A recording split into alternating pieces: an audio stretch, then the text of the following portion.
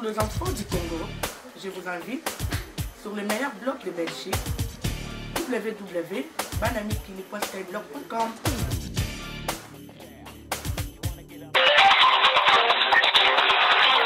Persiste et signe, Étienne Tshisekedi prêtera bien serment demain. Alors que Joseph Kabila était investi pour un second mandat hier, des tracts de l'UDPS commençaient à circuler à Kinshasa.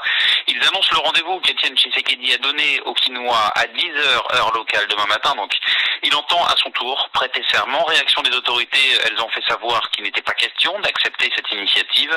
Mais dans le camp Tshisekedi, on se prépare à cette cérémonie et ce sont en particulier les femmes de l'opposition qui sont mobilisées. Le reportage de notre correspondant à Kinshasa, Bruno Minas.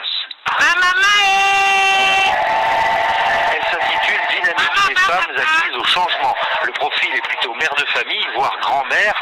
Le noyau dur est l'UDPS de Tshisekedi, mais elles se sont élargies aux autres partis d'opposition, notamment l'UNC de Caméré. Elles essaient d'attirer aussi les femmes du MLC. Elles ont maintenu un sitting pendant 2 jours devant l'ambassade américaine avant d'être délogées par la police. Notre appel va directement chez Madame Clinton, Hillary. Nous avons choisi la grande puissance du monde. Honorine Bokachanga, l'une des leaders du mouvement, tient à entraîner la communauté internationale sur le terrain des comparaisons. Nous sommes retrouvés dans un cas de figure avec la Côte d'Ivoire. Et la communauté internationale a joué de tout son poids pour rendre la justice à la population ivoirienne. Des poids des mesures, le peuple congolais ne va pas accepter. Ces femmes n'ont pas froid aux yeux et promettent d'aller en première ligne demain à 10h au Stade des Martyrs pour assister à la prestation de serment annoncée par Étienne Tshisekedi.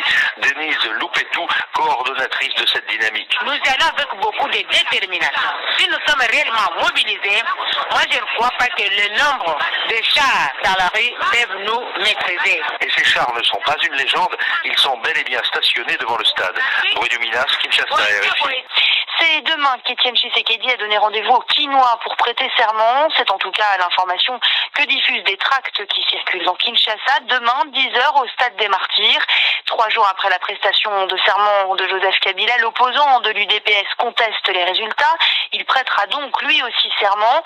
Et la commission électorale avait été très critiquée lors de la publication de ces résultats. Elle a annoncé hier soir la suspension de la compilation de certains résultats des législatives. Cette fois, la CENI attend la mise en place d'une aide technique internationale et elle espère ainsi garantir la transparence et la crédibilité du scrutin. Bruno Minas à Kinshasa. Avec 11 candidats pour un siège, la présidentielle menaçait déjà de faire 10 mécontents. Avec plus de 18 000 candidats pour 500 sièges à l'Assemblée, le risque est encore plus grand. Dans plusieurs circonscriptions, des tensions se sont même fait sentir entre candidats du même camp de la majorité. On ne compte plus les incidents et les tentatives de corruption des agents de la CENI dans les centres de compilation.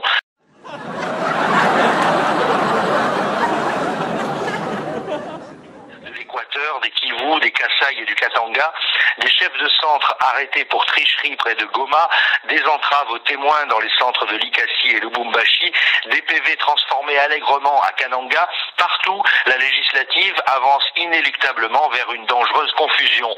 On a même vu lundi dernier une scène hallucinante sur une chaîne de télévision locale, un candidat suppliant le président de la CENI de lui donner plus de voix pour lui permettre de passer.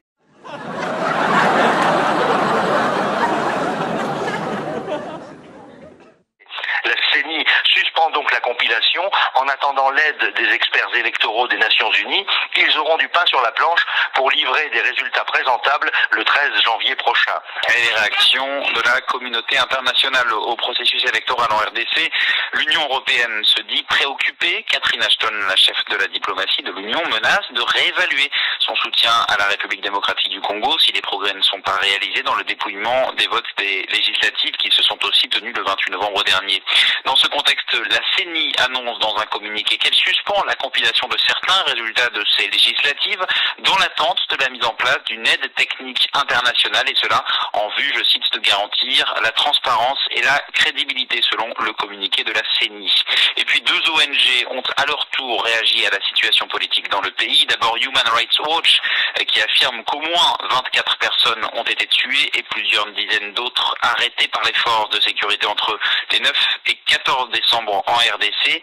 Des arrestations politiques dénoncées également par Amnesty International.